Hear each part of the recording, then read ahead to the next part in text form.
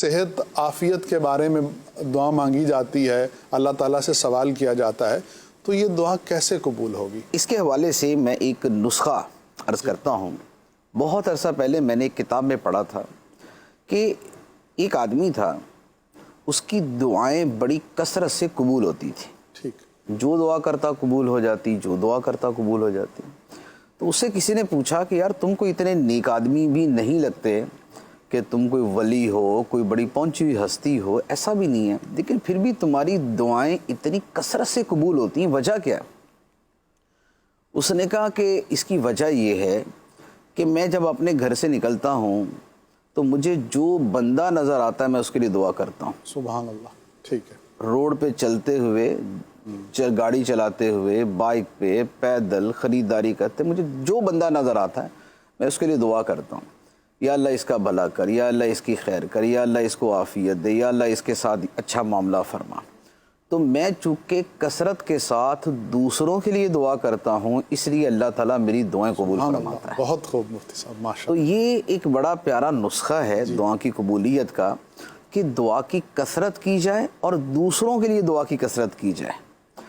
تو اب جیسے گھر سے نکلیں، اب وہ ٹھیلے والا ہے، وہ دکاندار ہے، وہ صفائی والا ہے، وہ رزق کی تلاش میں نکلنے والا ہے، اب سب کے لیے دعا کرتے جائیں، یا اللہ یہ جو رزق کمانے کے لیے نکلا ہے اس کو رزق حلال عطا فرما، جس کا روزگار چل رہا ہے یا اللہ اس کے رزق میں برکت عطا فرما، کوئی پریشان نظر آتا ہے کہ یا اللہ اس کی پریشانی دور کر دے، کوئی مریض سا نظر آیا تو کہ یا اللہ اس کو شفا عطا فرما دے، ہاسپٹل کے سامنے سے یا لیب کے سامنے سے گزرے تو یا اللہ جہاں یہاں جو مریض ہیں ان کو شفا عطا فرما۔ تو کثرت کے ساتھ جب دعا کرنا دوسروں کے لیے معمول بنا لیں تو اس کا نتیجہ یہ نکلتا ہے کہ بندے کی دعائیں قبول ہونا شروع ہو جاتی ہیں۔ اچھا، پھر اس کے بارے میں اس کے چند ایک اور فضائل ہیں اور اس کے اور فوائد ہیں، میں عرض کرتا ہوں۔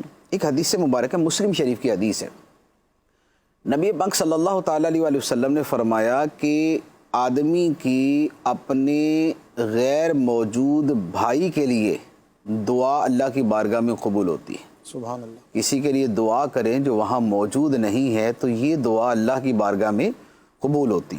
کیا مطلب ہوا کہ مثال کے طور پہ میں اپنے کمرے میں ہوں، آپ اپنے گھر میں ہیں، میں آپ کے لیے دعا کرتا ہوں، ٹھیک، تو یہ دعا آپ کے حق میں قبول ہوگی۔ سبحان اللہ۔ یہ دعا آپ کے حق میں قبول ہوگی کیونکہ میں نے آپ کی غیر موجودگی میں یہ دعا کی۔ اچھا، اب یہ تو آپ کے حق میں قبول ہوگی نا، تو میرا کیا بنا؟ جی، میں تو ویسے کا ویسے ہی رہ گیا۔ اب اس کے اوپر حدیث مبارک سنیے، نبی پاک صلی اللہ تعالیٰ علیہ وسلم نے فرمایا کہ جب کوئی بندہ اپنے بھائی کے لیے اس کی غیر موجودگی میں دعا کرتا ہے تو ایک فرشتہ اس دعا کرنے والے کے سر کے قریب کھڑا ہوتا ہے، سبحان اللہ، سبحان اللہ۔ وہ اس کی دعا پہ آمین کہتا ہے، اللہ، ٹھیک، وہ اس کی دعا پہ آمین کہتا ہے اور ساتھ میں یہ کہتا ہے کہ تیرے لیے بھی ایسی ہی خوشخبری ہو۔ سبحان اللہ، سبحان اللہ، کیا خوب۔ تو گویا ہوا یہ کہ میں نے آپ کے لیے دعا کی تو فرشتے نے میرے لیے دعا کی، سبحان اللہ، سبحان اللہ، آپ کے حق میں میری دعا قبول، میرے حق میں فرشتے کی دعا قبول۔ بہت خوب۔ ٹھیک ہے۔ اچھا، پھر ایک اور حدیث مبارک ہے اسی کے اوپر، نبی پاک صلی اللہ تعالیٰ علیہ وسلم نے فرمایا کہ جب بندہ یوں دعا کرتا ہے نا اپنے بھائی کے لیے تو اللہ تعالیٰ اس بندے سے فرماتا ہے کہ شروع میں تم سے کروں گا، اللہ، اللہ، تم نے دعا اس کے لیے کی ہے لیکن شروع میں تم سے کروں گا، سبحان اللہ، جو سبحان تم نے اس کے لیے مانگا پہلے تجھے عطا کروں گا پھر اس کو عطا کروں گا۔ اللہ، اللہ، اللہ۔ تو اب آپ دیکھیں کہ یہ کس قدر خوبصورت اور زبردست قبولیت کا عمل ہے سبحان کہ ہم اپنی دعاؤں میں دوسروں کو شریک کر لیں اور دوسروں کے لیے دعا کرنا شروع کر دیں، سبحان اللہ۔ تو جو چیز آپ کو چاہیے نا آپ دوسرے کے لیے مانگنا شروع کر دیں۔ فرشتہ کہے گا یا اللہ اس کو پہلے دے، سبحان اللہ، اور اللہ تعالیٰ فرمائے گا کہ آپ بندے شروع تجھ سے کروں گا۔ سبحان اللہ۔ تو یہ ایک دعا کا بڑا خوبصورت طریقہ ہے، اس کو اختیار کرنا چاہیے۔ اچھا، اس کی فضیلت ایک اور میں فضیلت عرض کرتا ہوں، حدیث مبارک ہے، فرمایا کہ جو بندہ مومنوں کے لیے مغفرت کی دعا کرتا ہے ٹھیک، اللہ تعالیٰ ہر مومن کے بدلے میں اس کو ایک نیکی عطا فرماتا ہے۔ سبحان اللہ، سبحان اللہ۔